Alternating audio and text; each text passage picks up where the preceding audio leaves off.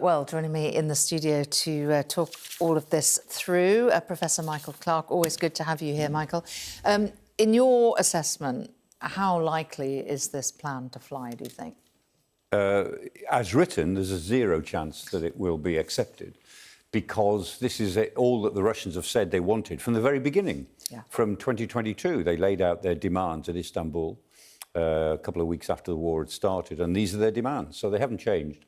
And in this formulation, the Russians get everything and the Ukrainians get almost nothing.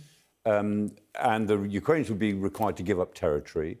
The Russians would withdraw from a little bit of the territory up in the north, in Kharkiv, which is trivial compared to everything else. And the Ukrainians will be given, there's just about 7 words, that Ukraine will be offered credible security guarantees, which is neither here nor there. So, yeah, credible security guarantees, that's all it says. And that, I think, is item 2 or item 3 in the list. And that's the essence of it. If Ukraine were to give up 20% of its territory, this 20%, then it has to have security guarantees for the future. And it isn't just that, but the security guarantees, or the security that it is likely to have under these proposals, will be severely weakened, because it would put a limit on its armed forces. It would mean that Ukraine would not be allowed to have friendly troops on its territory, like NATO troops. And just for good measure, the Russians would actually have a veto over what NATO states could do. So these proposals are completely unacceptable to Ukraine and to the Europeans, yeah, as they stand. Now, nobody in Kiev or European capitals is going to say that outright, because they don't want to look as if they're undermining this. And what they're saying is, if this is going to fly as a proposal, then we've got to discuss it, and they'll be trying to knock some of the edges off it. But I have to say, I mean, I was going through these things early on this morning, these 28 points, and there's about 40 of them, because some of them are subdivided into A, B, C, D. And I was laughing because I think this is so amateur.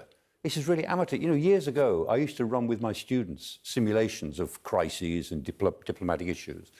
And for a day or 2 days, they'd play out the role of being a country. And honestly, my second-year students could have done better than this. Oh, goodness me. It is such an amateur document in diplomatic terms. It is full of contradictions, of things that clearly are impossible to implement. And it speaks on behalf of the Europeans, but hasn't talked to them. Speaks on behalf of the World Bank, hasn't talked to the World Bank. Speaks on behalf of NATO, but hasn't discussed anything in NATO. And the EU. It tells the EU what it will do, that it will offer trade access to Ukraine. Nobody's asked the EU that. It's diplomatically ridiculous. So given that, in your view, and in a lot of people I've spoken to today's view, this is not a serious document, what is the point of it? Is there some kind of underlying messaging that's going on to Ukraine? I think there is. I mean, there are a couple of things here. One is, remember, that internally, I mean, Donald Trump wants to get attention away from the Epstein files and what's happening in Gaza. And this will certainly suck all of the air out of the room for the next week in Washington, which is probably what he wants, is one thing. Secondly, he obviously perceives, or the Americans in general perceive, that Ukraine is in a very difficult position at the moment. And Zelenskyy, because of these corruption charges against some of the people close to him, is in politically a very difficult position. So they can lean on Zelenskyy a little bit more. And interestingly, the man who's in Kiev now is Dan Driscoll, who's the Secretary of the Army. He was employed as Secretary of the Army just to modernise the army. But suddenly he's now the envoy to Ukraine, and Keith Kellogg, who was the envoy to Ukraine, has resigned and is leaving in January.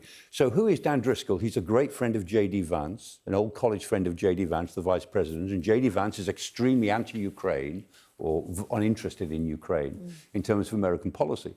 So I think there's a sense here in which Donald Trump wants to push the idea of a peace plan for all sorts of other reasons.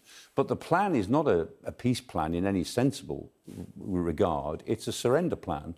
And I think the calculation, or the hope in Washington, is that if they put this on the table, that Zelenskyy will feel somehow that he's got to sign it because he's too weak to resist it.